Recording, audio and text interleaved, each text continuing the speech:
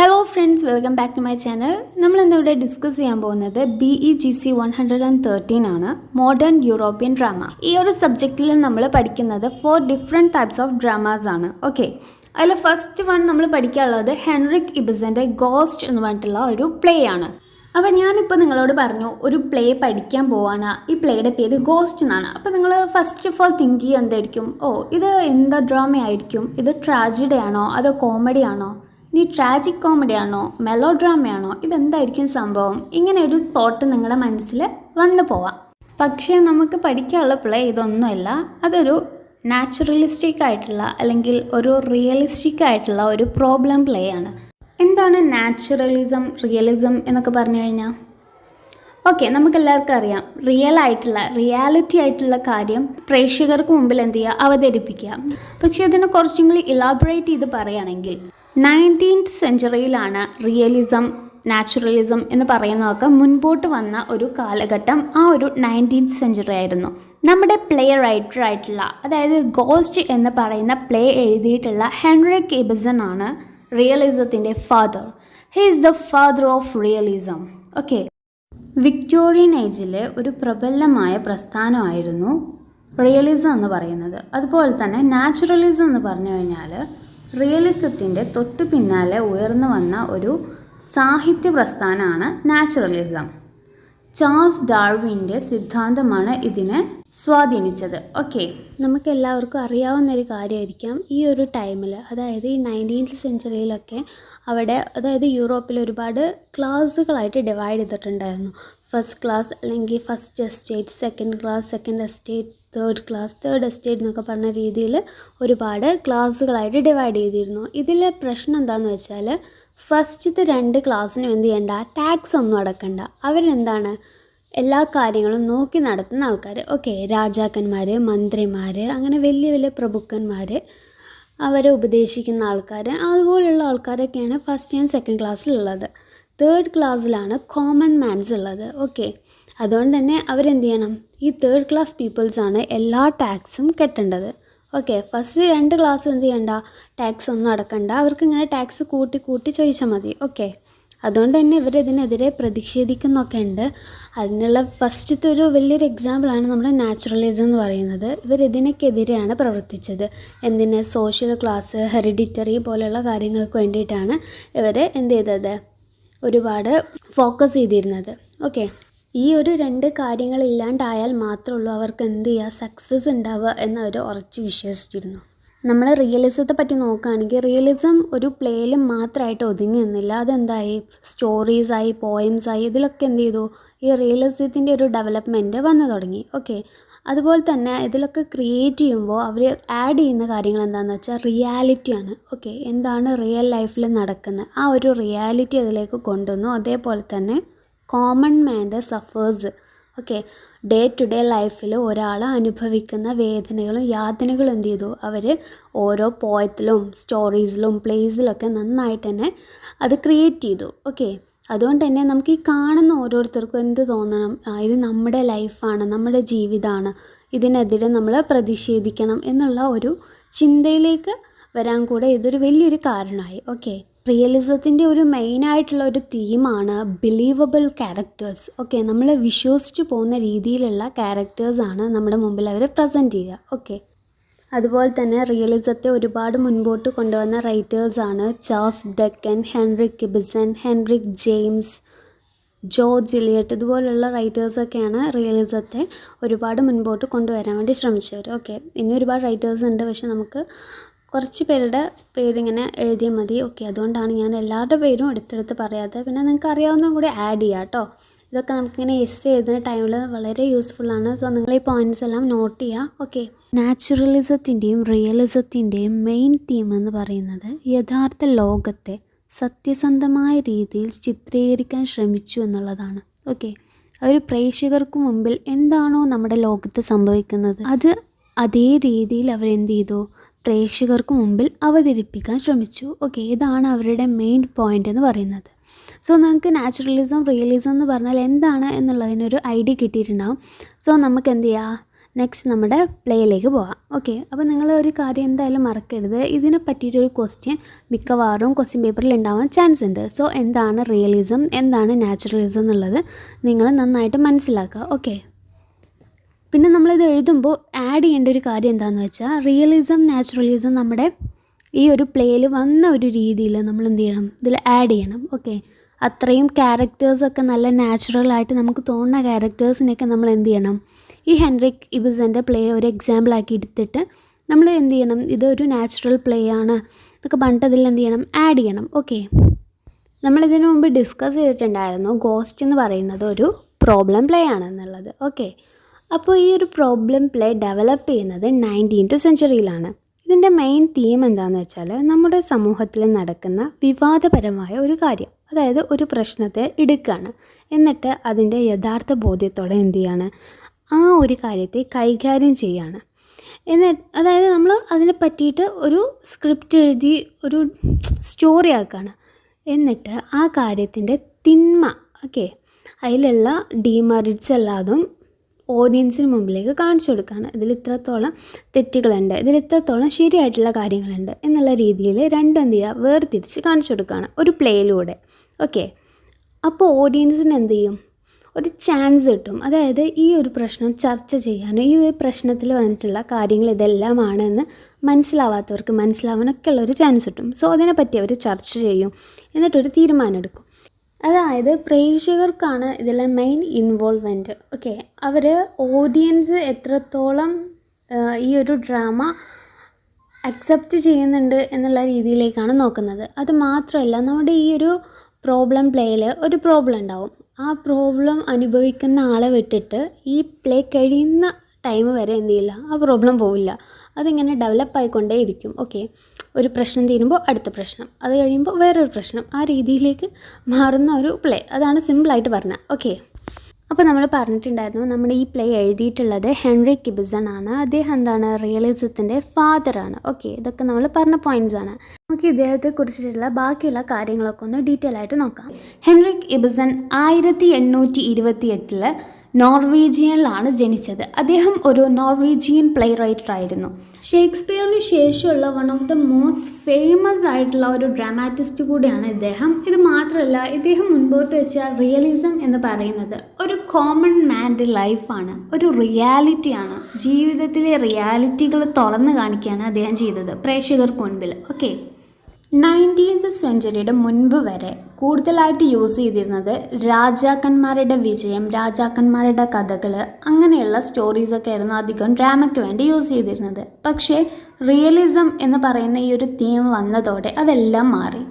Common മാൻ്റെ പ്രശ്നങ്ങളും അവരുടെ ജീവിതമായി പിന്നെ ഡ്രാമയിലേക്ക് മെയിൻ തിങ് എന്ന് പറയുന്നത്. ഓക്കെ, അതുപോലെ തന്നെ നമ്മുടെ ഈ ഒരു പ്ലേ നാച്ചുറലിസ്റ്റിക് ആണെന്ന് പറയുന്നതിന് കാരണം ഇതൊരു റിയൽ ആയിട്ടുള്ള ഒരു കാര്യത്തെ അത്രത്തോളം നാച്ചുറലായിട്ടും കൺവിൻസിങ് ആയിട്ടും പ്രസൻറ്റ് ചെയ്യുന്നത് കൊണ്ടാണ്. ഓക്കെ, അത്രത്തോളം ഡെപ്തിലേക്ക് ഇത് ഇറങ്ങുന്നുണ്ട്. അതായത് ഒരു സോഷ്യൽ ഇഷ്യൂ എടുത്തിട്ട് അതിലുള്ള തിന്മകൾ ഓഡിയൻസിന് മുൻപിൽ തുറന്ന് കാണിക്കുകയാണ്. ഓക്കെ, അത് മാത്രമല്ല, അതോടൊപ്പം തന്നെ അവരെന്ത് ചെയ്യാണ്, ഈ ഓഡിയൻസ് മനസ്സിലാക്കുകയാണ് ഇതാണ് ഈ ഒരു പ്രശ്നം, ഇതിനുള്ള സൊല്യൂഷൻ എന്താണ്. അങ്ങനെ അവരെന്ത് ചെയ്യാണ്, അതൊന്ന് ഡിസ്കസ് ചെയ്യാണ്, ഇതിനുള്ള സൊല്യൂഷൻ എന്താണ്, നമ്മളിത് എങ്ങനെയാണ് അതിന് പ്രതികരിക്കേണ്ടത് എന്നൊക്കെയുള്ള ഒരു ചിന്ത ഓഡിയൻസിലേക്ക് വരും കൂടിയും ചെയ്യാണ്.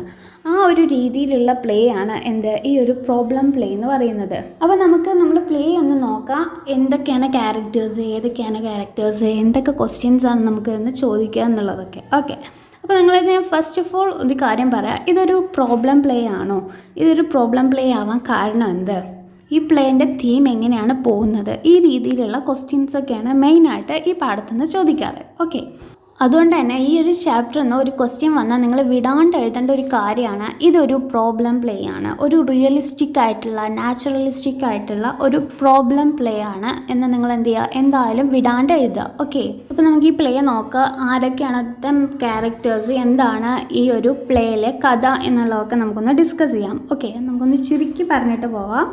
നമുക്ക് ഫുള്ളായിട്ട് വായിക്കാനുള്ള ടൈമൊന്നുമില്ല, കാരണം നമ്മുടെ എക്സാം ഇതാ അടുത്ത് കഴിഞ്ഞിട്ടുണ്ട്. ഓക്കെ, ഈ ഒരു പ്ലേയിൽ മെയിനായിട്ടുള്ളത് 6 ക്യാരക്ടേഴ്സാണ്. അതുകൊണ്ട് തന്നെ അവരുടെ പേരൊന്നും ഒരു കാരണവശാലും നിങ്ങൾ എന്ത് ചെയ്യരുത്, മറന്നു പോകരുത്. ഓക്കെ, എക്സാമിന് എഴുതുമ്പോൾ നിങ്ങൾ ഈ പേര് കറക്റ്റായിട്ട് എഴുതണം.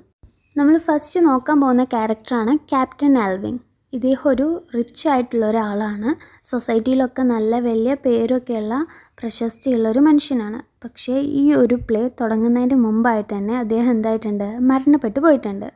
പക്ഷേ ഈ ഒരു പ്ലേയുടെ തുടക്കം മുതൽ അവസാനം വരെ ഇദ്ദേഹത്തിൻ്റെ ഒരു പ്രസൻസ് നമുക്ക് കാണാം. അതുകൊണ്ട് തന്നെയാണ് ഗോസ്റ്റ് എന്നൊരു പേര് ഇദ്ദേഹത്തിന് നമ്മുടെ റൈറ്റർ നൽകിയിട്ടുള്ളത്. സെക്കൻഡായിട്ട് നമ്മൾ നോക്കാൻ പോകുന്നത് മിസ്റ്റർ ഹെലൻ ആൽവിൻ ആണ്. ഹെലൻ ആൽവിൻ എന്ന് പറയുന്നത് ഇദ്ദേഹത്തിൻ്റെ വൈഫാണ്. പിന്നെ ഇവരുടെ രണ്ടുപേരുടെയും മകനായിട്ടുള്ള ഓസ്വേൾഡ് ആൽവിൻ. ഓക്കെ, ഇവരാണ് ഇതിലെ മെയിൻ ക്യാരക്ടേഴ്സ്. ഫോർത്ത് ക്യാരക്ടർ എന്ന് പറയുന്നത് റെജീൻ ആണ്. അതായത് ഇവരുടെ വീട്ടിലെ തന്നെ ഒരു മെയ്ഡാണ് ഈ കുട്ടി. നെക്സ്റ്റ് ക്യാരക്ടർ എന്ന് പറയുന്നത് ഈ കുട്ടിയുടെ അച്ഛൻ തന്നെയാണ്. അദ്ദേഹം ഒരു കാർപ്പൻറ്ററാണ്. അദ്ദേഹത്തിൻ്റെ പേര് ജേക്കബ് എന്നാണ്. അദ്ദേഹം ഒരു നല്ല ഫാദർ ഒന്നല്ല. അതുകൊണ്ട് തന്നെ ഈ കുട്ടിക്ക് അദ്ദേഹത്തോട് വലിയ ഇഷ്ടമൊന്നുമില്ല. ഇദ്ദേഹം ഒരു കാർപ്പൻറ്റർ ആയതുകൊണ്ടല്ല, അയാൾ നല്ലൊരു മദ്യപാനിയാണ്. അതുകൊണ്ട് തന്നെ ഇവൾക്ക് വലിയ ഇഷ്ടമൊന്നുമില്ല അച്ഛനെ. പിന്നെ പറയാൻ പോകുന്നത് ഇവളുടെ അമ്മയാണ്. അതായത് ഇദ്ദേഹത്തിൻ്റെ വൈഫ് ജോഹന്നാൻ. ഇവരും ഒരു മെയ്ഡായിരുന്നു ഈ ക്യാപ്റ്റൻ ആൽവിൻ്റെ വീട്ടിലെ. പക്ഷേ ഇപ്പോൾ അവർ മരണപ്പെട്ടു പോയി. നെക്സ്റ്റ് ക്യാരക്ടറാണ് പാസ്റ്റർ മാൻട്രിക്സ്. ഇയാൾ ഈ ഒരു കുടുംബത്തിലെ ഒരു ഓൾ ഇൻ വൺ ആണ്. അതായത് എല്ലാവരുടെയും രഹസ്യങ്ങളും എല്ലാ കാര്യങ്ങളും അറിയാവുന്ന ഒരാൾ. ആ വീട്ടിലെ കാര്യങ്ങൾ, അവരുടെ സ്വത്തുക്കൾ, അങ്ങനെ നമുക്ക് എന്ത് വേണമെങ്കിൽ പറയാം, ഒരു കാര്യസ്ഥൻ എന്നുള്ള രീതിയിലുള്ള ഒരു ആളാണ് ഈ മാൻട്രസ് എന്ന് പറയുന്ന ആൾ. ഓക്കെ, അപ്പോൾ നമ്മുടെ പ്ലേ തുടങ്ങുന്ന തന്നെ ഈ മാൻട്രസും നമ്മുടെ ഹെലൻ ആൽവിനും കൂടെയും ഒരു ഡിസ്കഷനിലിരിക്കുകയാണ്. ഇവർ ഡിസ്കസ് ചെയ്യുന്നത് ഇവർ പുതിയതായിട്ടൊരു ഓർഫനേജ് ഉണ്ടാക്കുന്നുണ്ട്. അതിന് കാരണം എന്താണെന്ന് വെച്ചാൽ ഇദ്ദേഹത്തിൻ്റെ, അതായത് ക്യാപ്റ്റൻ ആൽവിൻ്റെ 10th ഡെത്ത് ആനിവേഴ്സറി ആണ്. അപ്പോൾ അതിൻ്റെ ഒരു ഓർമ്മയ്ക്ക് വേണ്ടിയിട്ടാണ് ഈ ഒരു ഓർഫനേജ് നിർമ്മിക്കുന്നത്. അപ്പോൾ അതിൻ്റെ ഫൈനാൻസ്, അത് പണി കഴിഞ്ഞ കാര്യങ്ങൾ, അതിനെക്കുറിച്ചിട്ടൊക്കെ ഇവരിങ്ങനെ സംസാരിക്കുകയാണ്. ഈ ഒരു ടൈമിൽ മിസ്സസ് ആൽവിൻ ചോദിക്കുന്നുണ്ട് ഈ ഒരു ഓർഫനേജിന് വേണ്ടിയിട്ട് ഇൻഷുറൻസ് എടുക്കണം, അതിനെക്കുറിച്ചിട്ടൊക്കെ പറയുന്നുണ്ട്. പക്ഷേ പാസ്റ്റർ അതിനൊക്കെ എതിർക്കുകയാണ്. കാരണം എന്താണെന്ന് വെച്ചാൽ നമ്മളൊരു ഓർഫനേജ് ഉണ്ടാക്കുമ്പോൾ നമുക്ക് ദൈവത്തോട് വിശ്വാസമില്ല എന്നുള്ള രീതിയാവും നമ്മളിതിനൊരു ഇൻഷുറൻസ് എടുത്തു കഴിഞ്ഞാൽ നാട്ടുകാർ പലതും പറയും. സോ ഒരു ഇൻഷുറൻസിൻ്റെ ആവശ്യമില്ല എന്നാണ് പറയുന്നത്. പക്ഷേ ഒരു 2 ദിവസം മുമ്പ് വരെ അവിടെ പണിയെടുക്കുന്നതിൻ്റെ ഇടയിൽ വരെ അവിടെ ഒരു ഫയർ ഉണ്ടായിട്ടുണ്ടായിരുന്നു. പെട്ടെന്നുണ്ടായ ഒരു ഫയറായിരുന്നു. സോ അങ്ങനെയൊക്കെ സംഭവിച്ചിട്ടും എന്തുകൊണ്ടാണ് ഇയാൾ ഇൻഷുറൻസ് എടുക്കണ്ട എന്ന് പറയുന്നതെന്ന് എനിക്ക് മനസ്സിലാവുന്നില്ല. ഇവരപ്പോൾ അതിനൊക്കെ കുറിച്ചിട്ട് ഇങ്ങനെ ആലോചിച്ചുകൊണ്ടിരിക്കുമ്പോഴാണ് നമ്മുടെ മെയിൻ ആയിട്ടുള്ള ക്യാരക്ടർ, അതായത് ക്യാപ്റ്റൻ ആൽവിൻ്റെയും ഹെലൻ ആൽവിൻ്റെയും മകനായിട്ടുള്ള ഓസ്വേൾഡ് ആൽവിൻ ഉപരിപഠനത്തിന് വേണ്ടി പുറം രാജ്യത്ത് പോയതായിരുന്നു. ഇപ്പോൾ അതെല്ലാം കഴിഞ്ഞ് തിരിച്ചു വരികയാണ്. ഈ ഒരു ടൈമിൽ അമ്മയും അതേപോലെ തന്നെ പാസ്റ്റർ ഇരുന്നിട്ട് സംസാരിക്കുന്നതാണ് കാണുന്നത്. അപ്പോൾ അവരെ കാണുമ്പോൾ ജസ്റ്റ് ഒന്ന് ഗ്രേറ്റ് ചെയ്തിട്ട് അയാൾ അങ്ങനെ പോവും. ഓക്കെ, പക്ഷേ ഈ ഒരു ടൈമിൽ പാസ്റ്റർ എന്ത് ചെയ്യും, കുറേ വർഷങ്ങൾക്ക് ശേഷമാണ് കാണുന്നത് എന്നുള്ള രീതിയിൽ ഇവൻ്റെ പുറകെ പോയിട്ട് ഓരോ കാര്യങ്ങളൊക്കെ അങ്ങനെ ചോദിക്കും. പക്ഷേ അതിനൊന്നും ഒരു റെസ്പോണ്ട് ചെയ്യാണ്ട് വേഗം റൂമിലേക്ക് പോകാൻ നോക്കും. കാരണം എന്താണെന്ന് വെച്ചാൽ ഓസ്വേൾഡിന് ഈ പാസ്റ്ററിനെ ഒട്ടും ഇഷ്ടമല്ല. ഓസ്വേൾഡ് നല്ലൊരു പെയിൻറ്റർ ആയിരിക്കും. പക്ഷേ നമ്മുടെ പാസ്റ്ററിന് ഈ പെയിൻറ്റേഴ്സിനെയൊക്കെ പറ്റിയിട്ടുള്ളൊരു വ്യൂ എന്ന് പറഞ്ഞാൽ അവരൊക്കെ ഇമ്മോറലായിട്ട് ജീവിക്കുന്നവരായിരിക്കും. അവരൊന്നും ഒരു സത്യസന്ധമായിട്ട് ജീവിക്കുന്നവരല്ല. ഫുള്ള് ഡ്രിങ്കേർഡായിരിക്കും, കള്ളത്തരങ്ങളും അങ്ങനെയുള്ള ദുശീലങ്ങളൊക്കെ ഉള്ള വ്യക്തികളായിരിക്കും എന്നാണ് അയാളുടെ മനസ്സിൽ. സോ അതൊരു വട്ടം ഇയാൾ തുറന്ന് പറഞ്ഞിട്ടുണ്ട്. അത് കാരണം തന്നെ ഇയാളോട് ഭയങ്കര ദേഷ്യമാണ് നമ്മുടെ ഓസ്വേൾഡിന്. പിന്നീട് പാസ്റ്റർ പറയുന്നുണ്ട്, അതെൻ്റെ ഒരു പഴയൊരു വ്യൂ ആയിരുന്നു പെയിൻറ്റേഴ്സിനെയൊക്കെ പറ്റിയിട്ട്. ഇപ്പം എനിക്ക് അങ്ങനെയൊന്നുമില്ല, ഞാനത് ആ ടൈമിൽ പറഞ്ഞു പോയതാണെന്നൊക്കെ പറയും. ബട്ട് ഓസ്വേൾഡ് ഇതൊന്നും കാര്യമാക്കാതെ അയാൾ തൻ്റെ റൂമിലേക്ക് കയറിപ്പോവും. ഈ ഒരു ടൈമിൽ വീണ്ടും മിസ്സസ് ഹെലൻ ആൽവിനും അതേപോലെ തന്നെ നമ്മുടെ പാസ്റ്ററും വീണ്ടും ഡിസ്കസ് ചെയ്യാണ്. എന്താണെന്ന് വെച്ചാൽ ഇപ്പോൾ അവർ ഡിസ്കസ് ചെയ്തുകൊണ്ടിരിക്കുന്നത് ഇവരുടെ മുൻപുണ്ടായിരുന്ന ലൈഫിനെ കുറിച്ചിട്ടാണ്. ഈ ഹെലനും അവരുടെ ഹസ്ബൻഡായിട്ടുള്ള ഈ ക്യാപ്റ്റൻ ആൽവിനും തമ്മിൽ ഒരു പ്രശ്നമൊക്കെ ഉണ്ടായിട്ടുണ്ടാവും. ആ പ്രശ്നത്തെ തുടർന്ന് ഇവരെന്ത് ചെയ്തിട്ടുണ്ടാവും, ഇവർ ഹസ്ബൻഡിൻ്റെ വീട്ടിൽ നിന്ന് പോയിട്ടുണ്ടാവും. ഈ ഒരു ടൈമിലൊക്കെ പാസ്റ്റർ വന്ന് പറഞ്ഞിട്ടാണ് ഇവർ തിരിച്ചു വന്നതൊക്കെ. ഓക്കെ, പാസ്റ്റർ ഇവരെ നിർബന്ധിച്ചു, ഇങ്ങനെ ജീവിതം ഇങ്ങനെ കളയരുത് എന്നൊക്കെ പറഞ്ഞ് ഉപദേശിച്ചിട്ടാണ് ഇവർ വീണ്ടും ഇവരുടെ അടുത്തേക്ക് കൊണ്ടുവന്നത്. അങ്ങനെ ഞാൻ കൊണ്ടുവന്നതുകൊണ്ടാണ് ഇപ്പം ഇങ്ങനൊരു ലൈഫ് എന്നൊക്കെ പറഞ്ഞിട്ട് പാസ്റ്റർ അതിൻ്റെയൊക്കെ ഒരു സിമ്പതി കിട്ടാൻ വേണ്ടിയിട്ട് ഓരോന്നിങ്ങനെ പറഞ്ഞുകൊണ്ടിരിക്കുകയാണ്. പക്ഷേ ഹെലൻ ഈ ഒരു ടൈമിൽ ചിന്തിക്കുന്നത് എന്താണെന്ന് വെച്ചാൽ അവരുടെ ഈ ഒരു ഫാമിലി ലൈഫിൽ ഒരുപാട് സീക്രട്ട് ഉണ്ട്, ആർക്കും അറിയാത്ത ഒരുപാട് രഹസ്യങ്ങളുണ്ട്. ഇതൊന്നും ഇതുവരെ ഇവൾ പുറത്ത് പറഞ്ഞിട്ടില്ല. കാരണം എന്താണെന്ന് വെച്ചാൽ ഇവളുടെ ഹസ്ബൻഡ് ഒരു ക്യാപ്റ്റനാണ്, അതേപോലെ തന്നെ സൊസൈറ്റിയിലൊക്കെ നല്ലൊരു സോഷ്യൽ സ്റ്റാറ്റസ് ഉള്ളൊരു വ്യക്തിയാണ്. അതുമാത്രമല്ല തൻ്റെ മകൻ്റെ ഭാവിയും കൂടി ആലോചിച്ചിട്ട് തന്നെ ഇവൾ ഒരുപാട് കാര്യങ്ങൾ ആരോടത്തും പറഞ്ഞിട്ടില്ല. പക്ഷേ ഹെലൻ ഇപ്പോൾ എല്ലാ കാര്യങ്ങളും പാസ്റ്ററിനോട് റിവീൽ ചെയ്യാൻ പോവുകയാണ്. അതായത് ഇവരുടെ ഫാമിലി ലൈഫിൽ ഒരിക്കലും ഇയാൾ എന്ത് ചെയ്തിട്ടില്ല, അവളെ സ്നേഹിച്ചിട്ടില്ല, എപ്പോഴും ഇവളെ കുറ്റപ്പെടുത്തുക മാത്രമേ ചെയ്തിട്ടുള്ളൂ. അതോടൊപ്പം തന്നെ ഇയാൾ ഭയങ്കര ഡ്രങ്കേർഡായിരുന്നു, പിന്നെ പല സ്ത്രീകളുമായിട്ട് ഇയാൾക്ക് ബന്ധങ്ങളുണ്ടായിരുന്നു. ഇതൊന്നും ഇവൾ പുറത്ത് പറഞ്ഞിട്ടില്ല. കാരണം എന്താണെന്ന് വെച്ചാൽ സൊസൈറ്റിയിൽ സ്റ്റാറ്റസാണ് ഇവളെപ്പോഴും ചിന്തിച്ചത്. ഈ സൊസൈറ്റിയിൽ ഇയാൾക്കുള്ള ആ സ്റ്റാറ്റസ് നഷ്ടപ്പെടുമല്ലോ, അത് തൻ്റെ മകനെ ബാധിക്കും എന്നുള്ള ഒരു പേടി കൊണ്ടാണ് അവളത് പുറത്ത് പറയാതെ ഇരുന്നിരുന്നത്. ഹെലൻ പാസ്റ്ററിനോട് പറയുന്നുണ്ട് തൻ്റെ മകനെ ഇവിടെ നിന്ന് വിട്ടു നിർത്തി പഠിപ്പിക്കാൻ കാരണം പോലും ഈ അച്ഛനാണ് എന്നുള്ളത്. ഇതിന് ഒരുപാട് കുറ്റപ്പെടുത്തലുകൾ ഉണ്ടായിട്ടുണ്ട്. എല്ലാവരും പാസ്റ്റർ അടക്കം പലരും വരെ ഇങ്ങനെ കുറ്റപ്പെടുത്തിയിട്ടുണ്ടായിരുന്നു, എന്തിനാണ് ഇപ്പം തന്നെ മകനെ വിട്ടു നിർത്തി പഠിപ്പിക്കണത് എന്നൊക്കെ ചോദിച്ചിട്ട്. പക്ഷേ അതിനൊക്കെ ഉള്ളൊരു റീസൺ എന്ന് പറയുന്നത് ഈ ഒരു ഫാദറാണ്. അയാൾ മരിച്ചു കഴിഞ്ഞിട്ട് പോലും അയാളുടെ ഇൻഫ്ലുവൻസ് ഇവിടെ മകനിലേക്ക് വന്നാലോ എന്നുള്ള ഒരു ഭയം കൊണ്ടാണ് അവനെ പുറത്ത് വിട്ടിട്ട് പഠിപ്പിച്ചത്. അങ്ങനെ എല്ലാ കാര്യങ്ങളും ഇങ്ങനെ റിവീൽ ചെയ്തുകൊണ്ടിരിക്കുന്ന ടൈമിൽ പെട്ടെന്നൊരു സൗണ്ട് കേൾക്കുകയാണ് ഇവർ രണ്ടുപേരും. ഇവർക്ക് മനസ്സിലാവും അത് റെജീൻ്റെ സൗണ്ടാണെന്ന്. അവർ പിന്നെ അതിനെപ്പറ്റി നോക്കുമ്പോൾ റെജീനോട് മിസ്ബിഹേവ് ചെയ്തിട്ടുണ്ടാവും നമ്മുടെ ഓസ്വേൾഡ്. ഓക്കെ, അതായത് അവളോട് മോശമായ രീതിയിൽ, അല്ലെങ്കിൽ നമുക്ക് എന്താ പറയുക, അവളെ മുതലെടുക്കാൻ ശ്രമിച്ചിട്ടുണ്ടാവും. ഇതുകൂടെ കാണുമ്പോൾ അമ്മ ആകെ തകരുകയാണ്. കാരണം എന്താണെന്ന് വെച്ചാൽ തൻ്റെ മകനിൽ എന്ത് ശീലം ഉണ്ടാവരുത് എന്ന് അമ്മ വിചാരിച്ചു. ആ ഒരു കാര്യം തന്നെ മകൻ്റെ ജീവിതത്തിലേക്ക് കടന്നു വന്നിരിക്കുകയാണ്.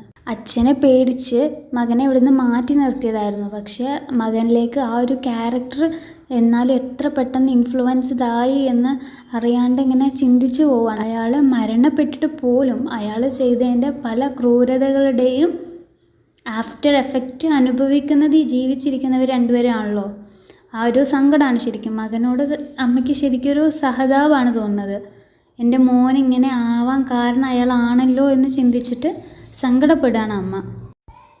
ഈ സമയത്ത് തന്നെ പാസ്റ്ററിനോട് റെജീനെ പറ്റിയിട്ട് ഇവർ സംസാരിക്കുകയാണ്. അതായത് ഹെലൻ സംസാരിക്കുകയാണ്, ഈ റെജീൻ്റെ പാരൻസ് എന്ന് പറയുന്നത് ആരാന്നറിയോ, എന്താ ഒരു സത്യാവസ്ഥ എനിക്ക് അറിയുമോ എന്നുള്ളതിനെ പറ്റി ചോദിക്കണം. അപ്പോൾ പാസ്റ്ററും ഇല്ല, എന്താണ് റെജീൻ്റെ പാരൻസ് ജോഹന്നാനും അതേപോലെ തന്നെ ജേക്കബും അല്ലേ അവളുടെ പാരൻസ് എന്ന് ചോദിക്കുന്നുണ്ട്. അപ്പോൾ ഹെലൻ പറയുന്നുണ്ട്, അല്ല, അവളുടെ മദർ, അതായത് റെജീൻ്റെ മദർ ഇവിടെ ഒരു മെയ്ഡായിട്ട് വർക്ക് ചെയ്തിരുന്നു. ആ ഒരു ടൈമിൽ ക്യാപ്റ്റൻ ആൽവിങ്ങും അവരും തമ്മിൽ ഇഷ്ടത്തിലാവുകയും അതിൽ അവർക്കുണ്ടായൊരു കുഞ്ഞാണ് റെജീന. പക്ഷേ ഈ കാര്യങ്ങളൊന്നും റെജീനയ്ക്ക് അറിയില്ല. കാരണം എന്താണെന്ന് വെച്ചാൽ അവളുടെ അമ്മ, അതായത് ജേക്കബിനോട് പറഞ്ഞിട്ടുണ്ടായിരുന്നത് വലിയൊരു പണക്കാരനായ ഒരു കച്ചവടക്കാരൻ വന്നിട്ട് തന്നെ പ്രഗ്നൻ്റ് ആക്കി എന്നായിരുന്നു ജേക്കബിനോട് അവൾ പറഞ്ഞിട്ടുണ്ടായിരുന്നത്. സോ അതുകൊണ്ട് തന്നെ അയാൾ അത് വിശ്വസിക്കുകയും ഇവളെ അക്സെപ്റ്റ് ചെയ്യുകയും ചെയ്തു. പക്ഷേ ഈ കുട്ടിക്ക് ഇയാളെ തീരെ ഇഷ്ടമുണ്ടായിരുന്നില്ല. അതിനായിട്ടുള്ള മെയിൻ കാരണം എന്താണെന്ന് വെച്ചാൽ ഇയാൾ ഭയങ്കര ഡ്രങ്കേർഡാണ്. അങ്ങനെ ഒരു ഫാദറിൻ്റെ കെയറും ലവും ഒന്നും ഈ കുട്ടിക്ക് കൊടുക്കുന്നില്ല. അതൊക്കെ ഒരു റീസണാണ്. അതുകൊണ്ട് തന്നെ ഇവൾക്ക് എന്തില്ല, ഇയാളോട് വലിയ ഇഷ്ടമൊന്നുമില്ല റെജീനയ്ക്ക്. ഈ കാര്യങ്ങളൊക്കെ പറഞ്ഞിട്ട് പിന്നെ ഹെലൻ പറയാണ്, അതായത് ഇനിയിപ്പോൾ അവളിവിടുന്ന് പറഞ്ഞു വിട്ടാൽ, കാരണം ഓസ്വേൾഡ് അവളോട് മോശമായിട്ട് പെരുമാറിയല്ലോ, ഈ ഒരു റീസൺ വെച്ചിട്ട് അവളിവിടുന്ന് പറഞ്ഞു വിട്ടാലും അവൾക്ക് പോവാൻ വേറൊരു സ്ഥലമില്ല.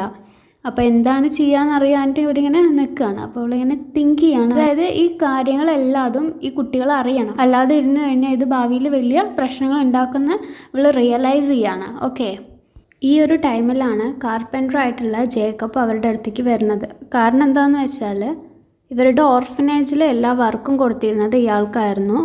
വർക്കെല്ലാം കംപ്ലീറ്റ് ആയി എന്ന് പറയാൻ വേണ്ടിയിട്ടായിരിക്കും ഇയാൾ വന്നിട്ടുണ്ടാവുക. ആ ടൈമിൽ പാസ്റ്ററും ഇയാളും കൂടെ പോവും.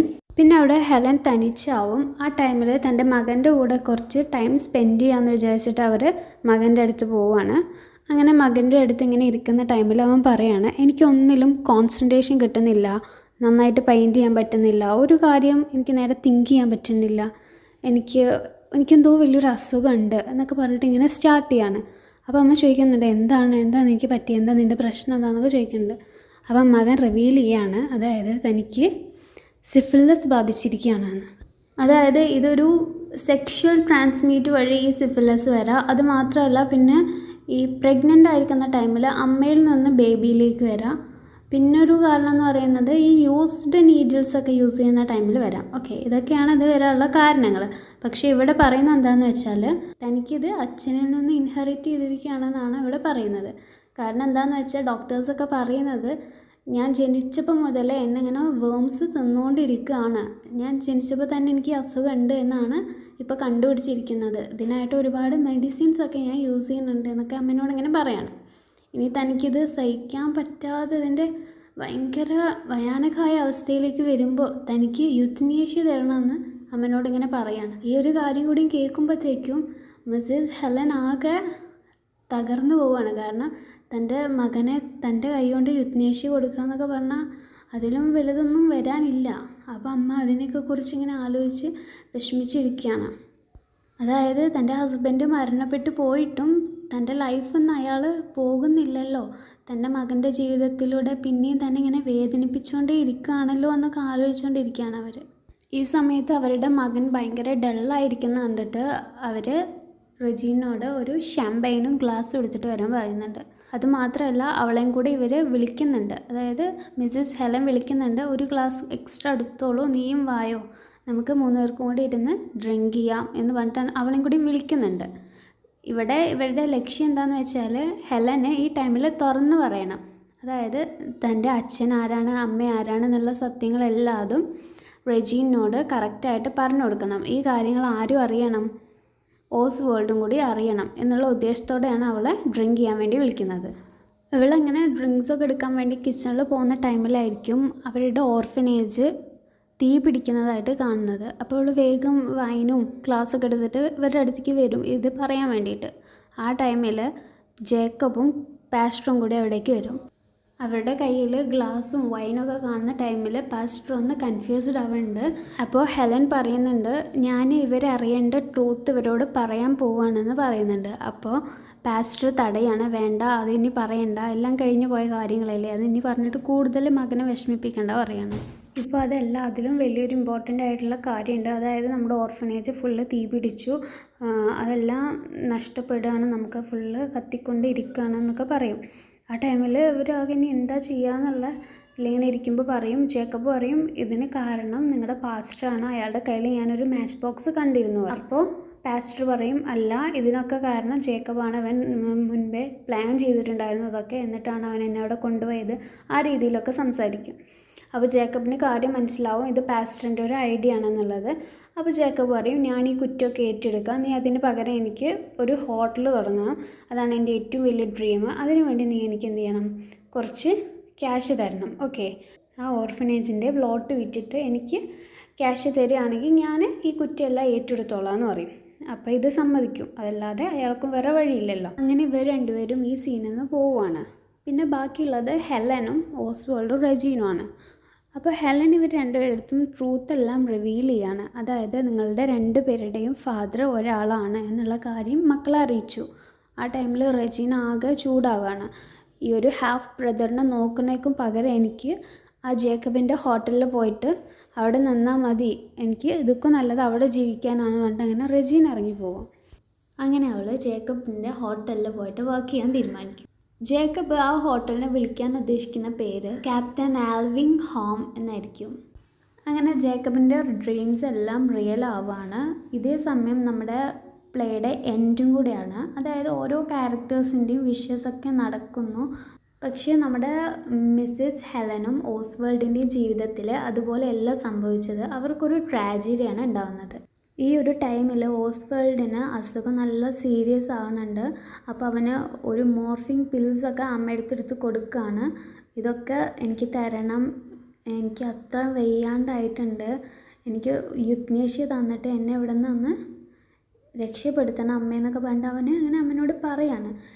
ഈ ഒരു സമയത്ത് ഓസ്വേൾഡ് പറയുന്ന ഒരു മെയിൻ പോയിൻ്റ് ഉണ്ട്, ഗിവ് മീ ദ സൺ എന്നാണ് പറയുന്നത്. അതായത് സൺ, SUN സൺ. ഓക്കെ, അതായത് സൺ എന്നിവിടെ ഉദ്ദേശിക്കുന്നത് ഡെത്തിനെയാണ്, മരണത്തെയാണ്. ഓക്കെ, ഈ നശിച്ച ഒരു ഇരുട്ട് മൂടിയ ജീവിതത്തിൽ നിന്ന് എനിക്ക് കുറച്ച് വെളിച്ചം തരൂ എന്നാണ് ഉദ്ദേശിക്കുന്നത്. അതായത് യുത്നേഷ്യ വഴി എന്നെ ഒന്ന് ഇവിടുന്ന് വേഗം പറഞ്ഞയക്കൂ, ഈ ലോകത്ത് എനിക്കിനി ജീവിക്കണ്ട എന്നുള്ള രീതിയിലാണ് ഗിവ് മി ദ സൺ എന്ന് പറയുന്നത്. ഓക്കെ, ഈ ഒരു ടൈമിൽ മിസ്സസ് ഹെലൻ കംപ്ലീറ്റ്ലി കൺഫ്യൂസ്ഡ് ആണ്. കാരണം താൻ ഇനി എന്താ ചെയ്യേണ്ടതെന്ന് അവർക്ക് അറിയുന്നില്ല. തൻ്റെ മകന് ഇനി ട്രീറ്റ്മെൻറ്റ് കൊടുക്കണോ അതോ യുത്നേഷ്യ കൊടുക്കണോ ഒന്നും അറിയാണ്ട് ഇങ്ങനെ ഒരു വല്ലാത്തൊരവസ്ഥയിൽ നിൽക്കുകയാണ് അവർ. കാരണം ജീവിതം കംപ്ലീറ്റ്ലി കൈവിട്ട് പോയ ഒരു അവസ്ഥയിലാണ് അവരിപ്പോൾ. ബിക്കോസ് ഇവരുടെ ഒരു ഇതെന്ന് പറയുന്നത് ഈ ഒരു ഹസ്ബൻഡാണ് ജീവിതത്തിലും വില്ലൻ. ഇപ്പോൾ അയാൾ മരണപ്പെട്ട് കഴിഞ്ഞിട്ടും തൻ്റെ ജീവിതത്തിൽ ഇങ്ങനെ വന്നിട്ട് തന്നെ എത്രമാത്രം ദ്രോഹിക്കുന്നുണ്ടല്ലോ എന്നെല്ലാം ആലോചിക്കുകയാണ് ഇതിൻ്റെ ഇടയിൽ അവർ. അങ്ങനെ അവരിനി എന്ത് ചെയ്യണം എന്നറിയാതെ ഉള്ളൊരു കൺഫ്യൂസ്ഡ് ആയിട്ട് നിൽക്കുന്ന ഒരു ലെവലിലാണ് നമ്മുടെ ഈ പ്ലേ എൻഡ് ചെയ്യുന്നത്. ഓക്കെ, അപ്പോൾ ഈ ഒരു പ്ലേയിൽ നമുക്ക് മനസ്സിലാവും കൂടുതൽ ഇമ്പോർട്ടൻ്റ് ആയിട്ടുള്ളൊരു ക്യാരക്ടർ എന്ന് പറയുന്നത് അമ്മ തന്നെയാണ്. അതായത് മിസ്സസ് ഹെലൻ ആൽവിങ് ആണ് ഇതിലൊരു ഇമ്പോർട്ടൻ്റ് ആയിട്ടുള്ള ക്യാരക്ടർ ചെയ്തിരിക്കുന്നത്. കാരണം തൻ്റെ ലൈഫ് വരെ അവരെന്ത് ചെയ്തിട്ടുണ്ട്, സാക്രിഫൈസ് ചെയ്തിട്ടുണ്ട്. തൻ്റെ ഹസ്ബൻഡ് ഒരുപാട് സ്ത്രീകളുമായിട്ടും ഒരുപാട് ഡ്രിങ്കിങ് ഹാബിറ്റ്സൊക്കെ ഉണ്ടായിരുന്നു. പക്ഷേ ആ ടൈമിൽ ഇതൊന്നും പുറത്ത് ആരോടും പറഞ്ഞില്ല. അതിനുള്ള വലിയൊരു റീസണാണ് സൊസൈറ്റി. അതായത് ഈ സൊസൈറ്റിയിൽ അവർക്കുള്ള സോഷ്യൽ സ്റ്റാറ്റസ് മെയിൻറ്റെയിൻ ചെയ്യാൻ വേണ്ടിയിട്ടാണ് ഇവരിതെല്ലാം ചെയ്തത്. അത് മാത്രമല്ല തൻ്റെ മകനെ തൻ്റെ അടുത്ത് നിന്ന് വിട്ട് നിർത്തി പഠിപ്പിച്ചു. അത് എന്താണ്, അച്ഛൻ്റെ സ്വഭാവം കിട്ടാണ്ടിരിക്കാൻ വേണ്ടി ചെയ്യുന്നൊരു സാക്രിഫൈസിങ് ആണ്. ഓക്കെ, പിന്നെ ഒരു സ്ട്രോങ് ആയിട്ട് നിന്നു. തൻ്റെ ഹസ്ബൻഡ് മരിച്ചു, മകന് അസുഖം വന്ന് മരിക്കാൻ പോകുന്നു, തനിക്ക് ബാക്കിയുള്ള ജീവിതം ഇനിയും ജീവിച്ച് തീർക്കണം എന്നുള്ളൊരു ലക്ഷ്യത്തോടെ അവർ ജീവിക്കാൻ തീരുമാനിക്കുന്ന ഒരു ലെവലിലൊക്കെയാണ് നമ്മുടെ ഈ ഒരു കഥ അവസാനിക്കുന്നത്. ഓക്കെ, അതാ പറഞ്ഞത് നമ്മുടെ മെയിൻ ക്യാരക്ടർ എന്ന് പറയുന്നത് ഈ അമ്മ തന്നെയാണ്. അപ്പോൾ മിസ്സസ് ഹെലനെ കുറിച്ച് ചോദിക്കുന്ന ടൈമിൽ നിങ്ങളിതെല്ലാതും എഴുതണം. ഓക്കെ, അപ്പോൾ നിങ്ങൾക്ക് എല്ലാവർക്കും ഈ വീഡിയോ ഇഷ്ടമായിട്ടുണ്ടെന്ന് ഞാൻ വിചാരിക്കുന്നു. അതുകൊണ്ട് തന്നെ നിങ്ങളത് തീർച്ചയായിട്ടും ലൈക്ക് ചെയ്യുക, ഷെയർ ചെയ്യുക, സബ്സ്ക്രൈബ് ചെയ്യുക. Thank you.